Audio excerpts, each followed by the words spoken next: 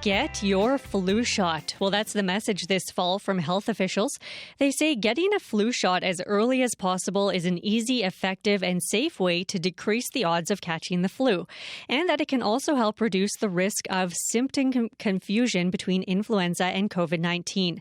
The flu vaccine is now available in Thunder Bay at some pharmacies and doctors' offices, but many people are wondering if demand will exceed supply.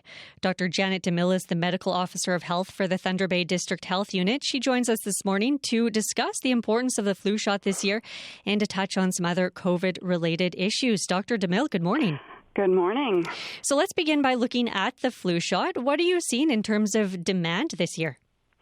Well, we certainly know that a lot of vaccine has come into our area, and we've done a lot of the distribution of that to the places that we provide vaccine to, and we know that we're getting calls, that pharmacies have gotten calls, and that pharmacies are actually many have actually run out of their initial supply as well. So it does look like there's a very good demand on the vaccine this year. And we are sort of continuing to monitor that situation.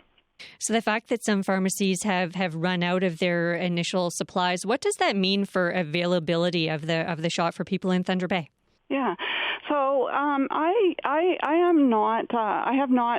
don't have any reason to think that we won't. That there's going to be a supply issue like in Ontario for the vaccine. I think that the vaccine will be available and anybody who wants it will be able to get it. I think there are challenges right now because of the distribution of the vaccine. And, you know, when you think it goes all across Ontario, it goes to health units who then distribute to primary care and hospitals and long-term care homes. That's what we do. And then, of course, there's a multitude of pharmacies that are now on board with being able to deliver these. And so I think we've used up our first allotment essentially. I mean, the amount even that we as a health unit got was out our doors pretty quickly, and I think we will although be able to reorder and get more as more supply comes into to Ontario. So what would your message be to people about what they can expect? Should people be expecting wait times? Should they be looking at making appointments in ways they wouldn't have in past years? You know what? It is definitely different this year, and I think the appointment process is a big one because of course, we want to take all precautions around COVID. So people can't just generally drop in and expect a flu shot that they might have done in the past. So absolutely. I mean, I think everybody should be looking at where they have they can access getting a flu shot for themselves and for their family. People can call their healthcare provider. They can look at the pharmacies in their neighborhood, where is convenient for them to go to, and then be looking at, well, what's the process? And it will generally involve making that appointment and abiding by those precautions. And I think people should be doing that now. Now, like we as a health unit here in Thunder Bay are providing flu shots to children under 5 and their families. And we will receive those phone calls and book people in for an appointment. In fact, we've ramped up the number of appointments we're going to be taking, and we do have some available even for this week. That's for children under 5 and their families. But call your pharmacy or look online. We also have a website that we run. It's Thunder Bay Flu. It's actually Thunder Bay and District Communities. We're going to try to keep that up to date with information about other opportunities where people can go and get their flu shot. And I note for one that's coming up is Superior North EMS is starting to run some weekend clinics, again appointment based, and people can book online for that. So if you go to our website, Thunder Bay Flu, you can get information. And we will aim to keep that up to date about where people can get their flu shot. Okay, turning to talk about another topic. So one of the big stories coming out of Southern Ontario recently was the COVID outbreak at a spin studio in Hamilton. Yeah. So I wonder what your message is to fitness facilities in the city right now. You know what? It's fitness facilities. It's any place really where it's restaurants. It's other businesses where people are going to be together, where you can have an outbreak, even in a workplace. And what happened at that particular fitness place is what we call a super spreader event. People can get COVID, and some people really seem to be not very infectious, and other people seem to be very, very infectious. And so what happened in that place is likely somebody, completely unintentionally, of course, went in with COVID. They happened to be, somebody who was much more infectious, probably without even knowing it. And then just the activities and the interactions with others, and then, of course, everybody else who was in that facility who might have got it then takes it home to their families, right? And so it ends up one person can end up in many cases when you consider the ongoing spread of that. I think it really comes down to, all the guidance that is put in place. I know we've done work with gyms and fitness facilities here, and with all the guidance for all the businesses that are open, even our own individual workplaces. A super spreader event can happen anywhere and result in this kind of number of cases. So it's really about all of those businesses and workplaces and organizations putting together, taking all appropriate precautions. But each one of us as well, right?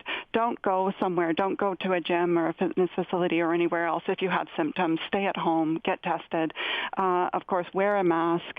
Be compliant with all the measures in those facilities.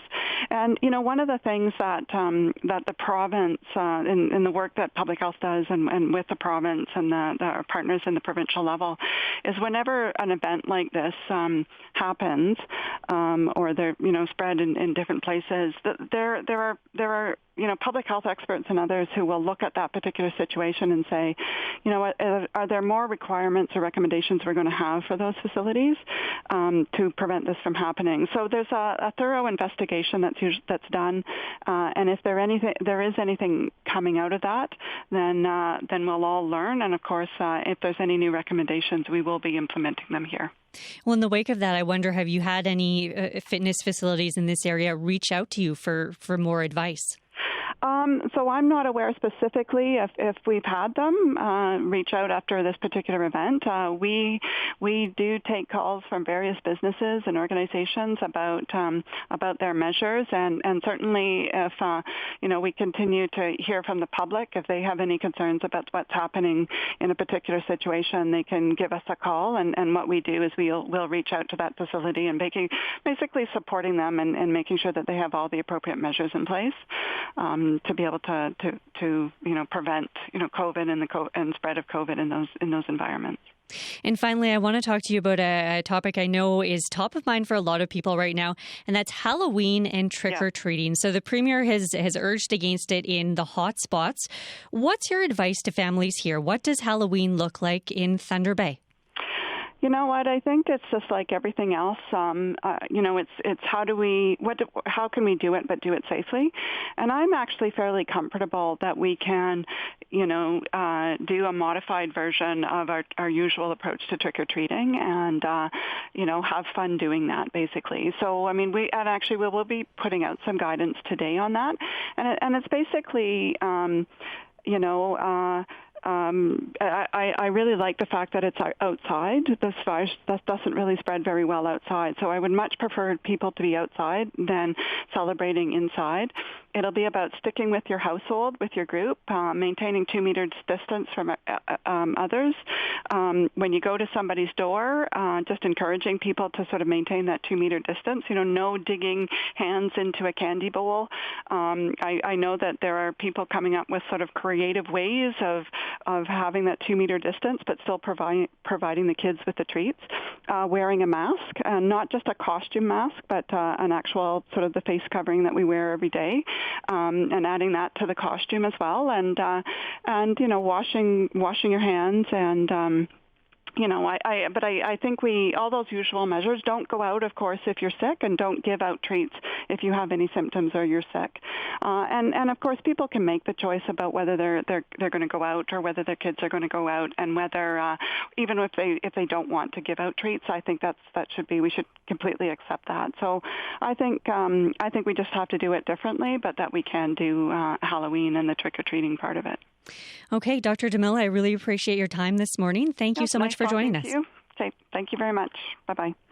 Dr. Janet DeMille is the Medical Officer of Health for the Thunder Bay District Health Unit.